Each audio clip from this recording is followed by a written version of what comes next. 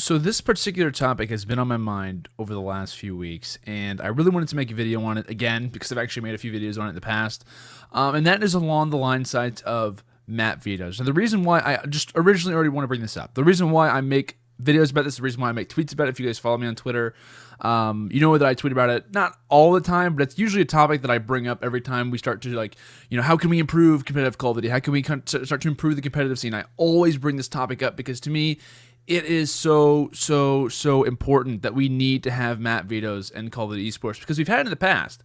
For those who don't remember, back in Ghosts around the Season 3 playoffs time, we actually introduced the system, and I thought that it worked really well. I really did. I thought that it worked very, very well, and I'm not sure that the exact reasoning as to why we kind of strayed away from it, but I was always a huge fan of it, and I think it really made the esport kind of like the way that it should be. As competitive as possible is always the way to go. And for those of you who I'm kind of speaking a different language right now, like what is a map veto necessarily? The definition of a map veto is essentially like for other games and whatnot, you were in some cases banning out a particular map, and for Call of Duty on a particular game mode that you wish that you would prefer not to play, or that you're in some cases making sure that that map in that particular game mode is not in any way going to be in this series. And in that case, that means between two teams there will be a total of 6, 3 each, and since we have a total of 11 game mode / map possibilities, that would leave 5 left over, which would complete the entire series for a match. So today I'm going to be talking about the negatives that people have kind of commented on in the past and said, the reason why map vetoes aren't a good idea. So along with those complaints or those issues with the map veto system, I also have responses dedicated for those, and also some major positives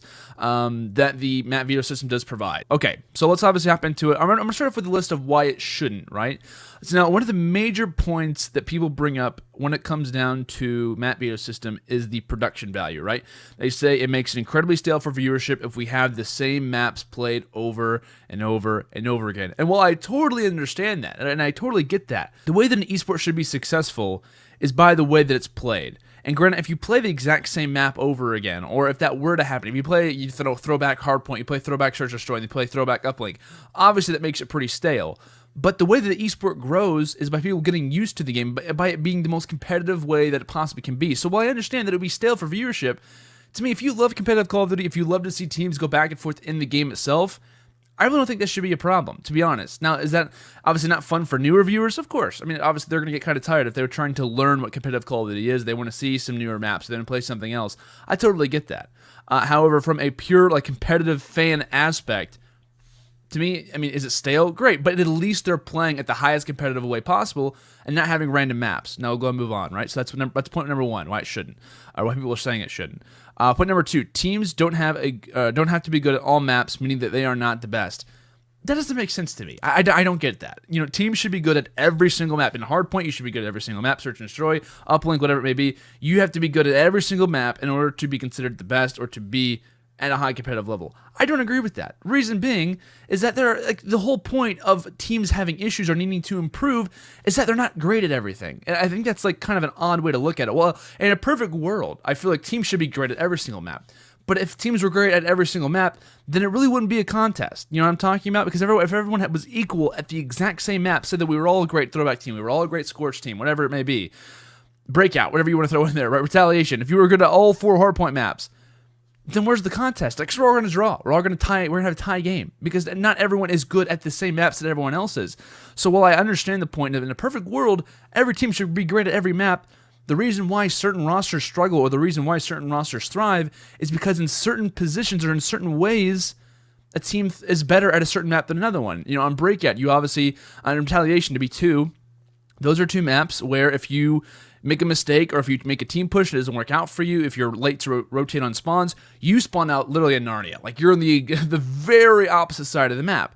Well, certain teams are good in that particular strategy because they're good at countering against a team push, or vice versa. A team could not be good at a particular strategy, so they're getting a little bit too aggressive. So to me, maps are made for different play styles. So to say that every team should be good at every single one would mean that everyone does not have a particular play style that's preferred over another team. So I have 2 more points to bring up as people say why it shouldn't. And one of those is that it would take way too long along with the rig draft. And I totally get it. The rig draft has a long period of time that we wait for that. For those who don't know, actually during some of these broadcasts, right? Literally, they don't even play through the rig draft. As soon, if you're watching MLG Alpha, if you're watching Alpha, the Alpha stage at any MLG event, the way that it works is that they don't always show the full redraft. They'll actually like go to a commercial break, or they'll go to the analyst desk for a little bit to talk. But during that entire time while they're talking, the redraft is already taking place, so that it kind of it makes it feel like it's not as stale. So they have to kind of watch that, and then they'll play like a really quick video of what just took place to kind of get back into the game. So you're always kind of being entertained while that kind of, in some ways, boring stuff, which to me it's not boring, but to everyone else, boring stuff is taking place. So to me, this could be stuff that's done before a match. Maybe you don't even do it for like every single match, like in the open bracket, maybe you don't do map vetoes, why it's a best of 3, meh. And then maybe in group stages, you don't do it either. Like I said, I would prefer to them to do it in group stages, but maybe you just do it for the winner's bracket or the loser's bracket or whatever it may be, like once we're out of pools. So this is how you would do it in my opinion, right? As a game is getting ready to finish up on main stage, you grab whoever, the teams, the captains, whatever, get them together, you do the map veto system, and then while that map veto system is going on, then those guys start to warm up for their game once the match off main stage is concluded with.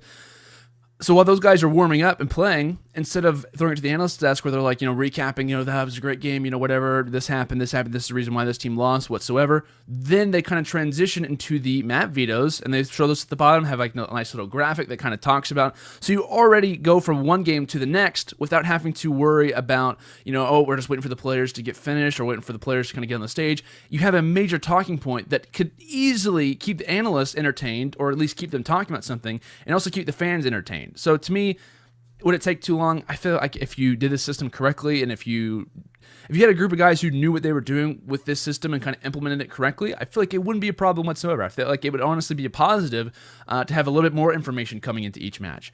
Last thing, which I think is honestly very, very true, probably one of the best points, and this is actually something that I made up. I didn't actually see this on the Reddit, but I made this up, so that's why I'm saying that, is that potentially, maps could also become gentlemen's agreements. So let's just say that everyone hates Frost Uplink. I know some people have a strong opinion on that map. Some people have a positive opinion on that as well. So in every series at, let's just say, MLG Dallas, if this system was implemented, right? If this map was banned in every single series, we didn't see one Frost Uplink game on stream. To me, that goes to show that the map is the issue, not the players or the teams or whatever. Most of the time, gentlemen's agreements have something based in them that are good, believe it or not. It's actually true. Yeah, the reason why players were, not using the OSA, that later gets banned out. Players weren't even using classic weapons for a long time. Those all get banned out eventually. Reason why they were trying to get rid of, what was it, the Synaptic, right? That also gets banned down later. There's something about players' gentlemen's agreements that have some truth to them, believe it or not. It's actually true. They have a little bit of texture to them. So if players aren't wanting to play this particular map, odds are it's not a good map, because players would develop strategies to try and counter each other if that was the case. And if players are just like, this just doesn't work. Like this map, the spawns are fluky, they're not working on it correctly, or whatever it may be. The portal keeps getting shifted around like Throwback does, or whatever, right? Odds are it's not a map that should be in rotation, and we should start to look towards something else. That's not the map veto system's fault or the gentleman's agreement's fault. That's the map's issue in itself. Now, I know I talked a lot about the negatives or why it shouldn't in some people's opinions. I know I try to counter all those. This is just with my opinions as well. Now I'm going to go briefly over why I think it should. One particular point is that overall it makes the game way more in-depth, not just for analysts, not just for viewers, but also for players. It also forces players to know more about who they play. So it's not we're just coming into a game, hardpoint, this team probably likes to do this, let's just go into it, whatever. No, we don't know what map we're playing. So we have no clue. So do we try to counter what they want to do, say that they're a good breakout team? Do we want to ban breakout, or do we want to focus on our strengths and get rid of a map that we're not strong at? Say that we get rid of retaliation hardpoint because they say we suck at that. So we get rid of retaliation, or we get rid of throwback. There's so many little things that come into it that the analysts can also point out as well. Now, to me, the most important reason why I want this system to be implemented is for this particular reason. Throughout every series that has not had a map veto in it, those have been based on a random selection, right? So whenever you have these incredible series that get ready to take place, your Optic Gamings versus your Phases, or your Envy versus Phases, Optic versus Envy, whoever you want to throw in there, United versus Optic, whatever you want to throw in there right now for Infinite Warfare, because it really could be anyone at this point. Those maps are random, and I don't know how they're selected personally. I don't know how those are done, and I'm sure they're done in a great way. But if you also notice, in those particular random selections, they also include only one map per that particular series, meaning that most of the time, if you're playing Hardpoint SD, Uplink, Hardpoint S&D, Throwback's only going to be on there once. So what if I'm a team who is incredibly strong at both throwback hardpoint, throwback search and destroy, and throwback uplink? Well, most of the time, due to this random system, they're not going to have all three of those on there. So that to me automatically flaws the entire randomness system. If it's a computer, whatever it may be, you're relying that in these crucial matchups that you're facing off against other teams, that you hopefully have a good map in there. Or that could also relate to me, very scattered results. What if whenever, let's just say that Splice beat Envious at Atlanta, or at ESWC, excuse me. If map Vetoes were there, what if those were three of Envious's worst maps, right? What if that last uplink, they got destroyed by Splice? What if that was just a terrible map for them? Or what if the motivation that they lost was because those two maps in the beginning weren't their best maps either? Now, I'm not defending Envy, I'm not, countering at Splice. I'm just saying there is so much randomness that happens that it could lead to why Call of Duty right now is so out there. Like, we don't know who's going to win each tournament. There have been back-to-back tournaments where we've had different people win each one. This has not happened since Ghosts. You know what happened toward the end of Ghosts? Whenever, one team was winning this event, another team was winning this event, when the Cole/EG run started to end, you know what we did when all those scattered results were happening? We added map Vetoes. And what have we done yet so far? Even though we're having such scattered results up to this point, and granted, it's a new game, it's a different way to play it, but maybe to get rid of those scattered results, we added map Vetoes to increase and to get an idea as to who is the best team. And it's not just who's the best team, but who does their homework on each team. Because I feel like that needs to be a thing. There needs to be a thing on who does the most homework versus each other squad that you're playing against. Crim6 even mentioned it at ESWC. He said, the reason why we're having such a major problem in this game so far is that in the past few titles, we have had such an easy time, or it's been a lot easier for us to just beat people on pure skill, just pure skill they've previously had. So if Optic is coming from that particular point of view, that goes to show they weren't having a whole lot of strategy coming into each game. Now, I'm sure they obviously have, different thoughts of different teams. They know certain strategies, they know formals and main color for them when it comes down to that particular, breakdown of each team. But they just went out and said, we were just beating teams off of pure talent that we had. Not necessarily homework, not necessarily, we spent, hours and hours and hours watching, their past broadcasts, the games that they've had versus other teams. That adds in that necessary amount of homework that you need to do on not just your game, but on theirs as well. Randomness in Call of Duty, randomness in esports should never be there because it takes away from the competitive aspect of each match that happens. So like I said, if we start to introduce map Vetoes, I don't know how he would do it exactly. Of course, you would have to get a particular group together and to kind of work and to iron out, maybe we have it in the open bracket, maybe we don't have it in the open bracket. I would probably say probably not in the open bracket just because of different matches that are kind of going on, plus it's best of threes. Do you really want to do it for that?